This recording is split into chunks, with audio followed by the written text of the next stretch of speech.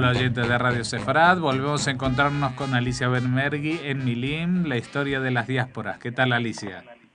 Muy bien, y ustedes van a tener paciencia de escuchar a alguien que, bueno, de vez en cuando la tos le vuelve. ¿Qué va a hacer? La tos es como la historia, interrumpe el flujo, pero que luego se retoma y todo sigue su curso. Así es.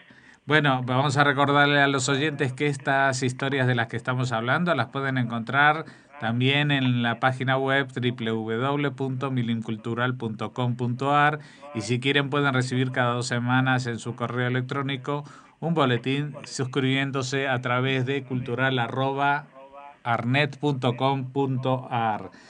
Y estábamos hablando en estas últimas programas de la Edad Media, de las cruzadas, del cisma de la iglesia cristiana en las dos vertientes de Oriente y Occidente y del comienzo o la incipiente problemas de acusaciones, libelos de sangre y crímenes rituales contra los judíos.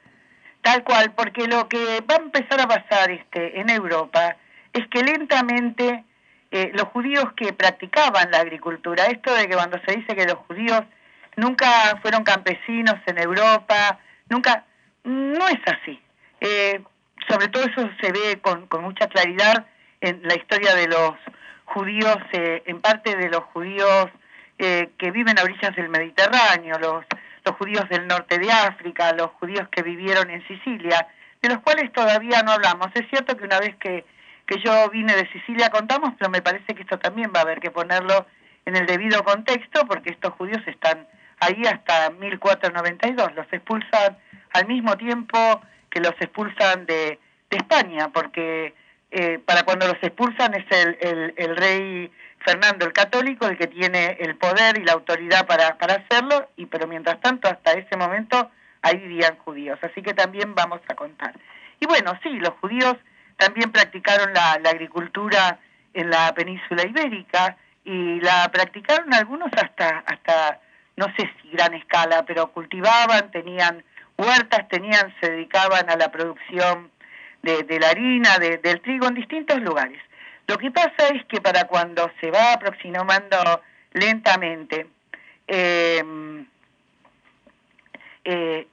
siglo XIV empieza una persecución más severa y más persistente por parte de la Iglesia Católica, que tiene que ver también con los problemas que la Iglesia tiene en el interior de sí misma, tiene que ver con las herejías que se han hecho, que son grandes e importantes. Generalmente uno piensa cuando estudia historia, cuando pasea por Europa, que el cristianismo o el catolicismo, tal cual como lo conocemos, ha sido muy antiguo y ha sido el único que existió. Y lo que realmente existió en Europa fueron numerosas formas que en aquella época y siempre serán herejías, porque vos sabés, es hereje el que perdió, es el sector que domina, la religión que es el que determina quién es legal y quién pertenece a la herejía, quién se quedó afuera. Y esto va a empezar sobre todo con algunas herejías muy importantes que existían en Europa, donde la población rechaza la autoridad de la Iglesia. Va a haber muchos conflictos. La Iglesia va a tener, en la charla anterior hablamos de que directamente la conformación política, territorial de la Europa, sobre todo occidental, pero no solo occidental, porque en esto también hablamos de Hungría, hablamos de Austria, hablamos también de Europa Oriental, tuvo una importancia enorme la acción de la Iglesia, que fue la institución más organizada en esa época y que la que tenía la capacidad de organizar este territorio y organizarlo y además controlarlo a través también del proselitismo y de la cristianización y catolicización de esos lugares. Lo que pasa es que la Iglesia también tenía sus intereses, y sus intereses estaban muy relacionados no solo con la cuestión del poder, sino también de la economía. en los lugares donde existió feudalismo, la Iglesia fue una institución feudal tan severa y tan dura con los campesinos como lo era el resto de la nobleza.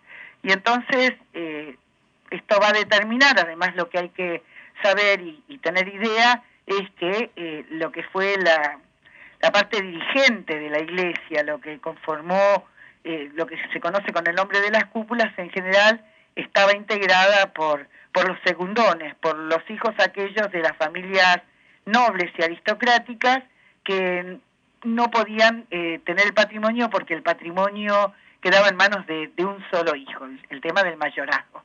Y el segundo hijo iba para la Iglesia y bueno, generalmente terminaba en altos cargos. Por eso cuando la gente mira, o sobre todo en la historia del Renacimiento, uno advierte lo maravillosamente hermoso que es el Vaticano en la actualidad y todo eso, bueno, hay distintas miradas. La mía, como no es una mirada religiosa, valora mucho lo que hay ahí, aún sabiendo todo lo que hay alrededor de eso. Pero lo que hay que entender es que los que fueron papas en su mayor parte fueron gente de familias patricias, gente sobre todo esto es en la Edad Media, de gustos muy refinados. Así que esta Iglesia, que está dominada por lo que es la aristocracia y la nobleza, ejerce sobre el campesinado también opresión, también una forma de injusticia que el campesinado europeo resiente. Y esto va a dar lugar a estas herejías o el surgimiento de líderes que rechazan estas formas de opresión y que consideran injusto que la Iglesia de Cristo, que estaba justamente para redimir a los pobres, o por lo menos era solo lo que se decía, en realidad lo que hacía era sumirlos mucho más en la pobreza. Por su parte, la Iglesia persigue con mucha severidad y en muchos casos con mucha crueldad a estos herejes, porque no va a permitir que sea puesta en juego y cuestionada su autoridad. Y por otro lado también la Iglesia va a tener problemas con el transcurso del tiempo con las monarquías, con la nobleza, y estos problemas que va a tener, estos conflictos, tiene que ver también porque la Iglesia no quiere ceder su lugar de poder ante con respecto a los sectores seculares. Uh-huh. La Iglesia quiere tener el control político, quiere colocarse por encima de lo que son los reyes y los monarcas. Y creo que el último emperador que fue coronado ahí en el Vaticano fue el Carlomagno. La vez pasada volví a preguntar dónde, porque ahí está marcado el lugar donde ahí en San Pedro, donde él fue coronado, porque él era él fue uno de los que venía de la tribu de los francos y fue muy reciente la conversión de su familia, creo que eran sus antepasados, a la Iglesia Católica. Uh-huh. Así que los judíos están en una situación delicada ahí. Primero porque van a ser mirados con mucha susceptibilidad con este asunto de las herejías, porque se supone que los judíos están también trabajando para ayudar a subvertir la autoridad de la Iglesia. Esto la vez pasada creo que lo hablamos con el tema de los cátaros. Uh-huh. Los cátaros vivían en lo que hoy en día es el sur de Francia y el norte de España. Esto va a tener lugar en el siglo XIV, más o menos para el 1300. Y la verdad que los judíos y los cátaros no tenían ninguna relación entre sí.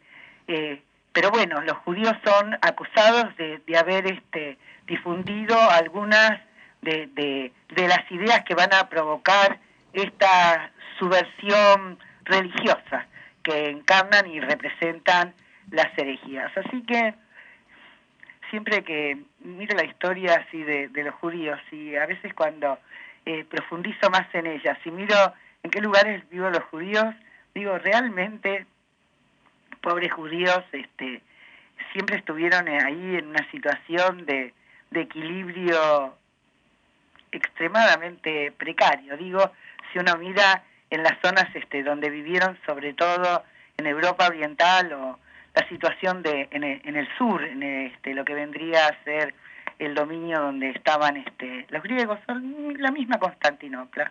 Era una situación extremadamente difícil y sobre todo más difícil aún en lo que era los dominios de la Iglesia ortodoxa griega, o después va a ser rusa o va a ser de distinto carácter.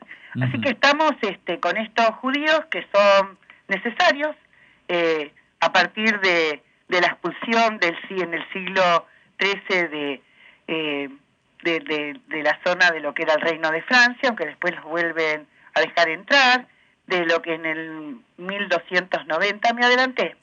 Pero bueno, a veces voy a retroceder, espero que no te enojes y que no resulte muy confuso, y si no lo voy a aclarar.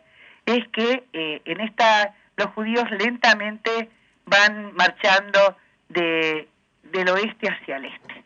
Más o menos para el siglo XI o XII los judíos se comienzan a entrar en lo que es uno de los reinos más importantes de la región, que es el reino de la Gran Polonia. Uh-huh. Y los judíos entran y se instalan ahí porque el rey los juzga y los considera necesarios.